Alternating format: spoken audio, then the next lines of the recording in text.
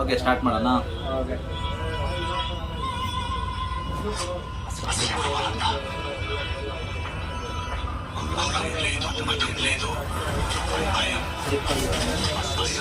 ಸ್ವಲ್ಪ ಜೋರಾಗಿ ಮಾತಾಡ್ಬೇಕು, ಯಾಕಂದ್ರೆ ನಾವು ಮೈಕ್ ಹಾಕೊಂಡಿಲ್ಲ.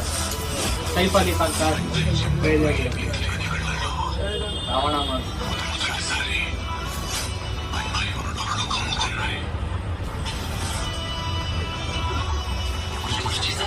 ಅಂದ್ರೆ ಇವ್ರ ಭಯ ಯಾವ್ದು ಇಲ್ಲ, ಆದ್ರೆ ಭಯ ತೋರ್ಸೋನು ಒಬ್ಬ ಬರ್ತಾನೆ.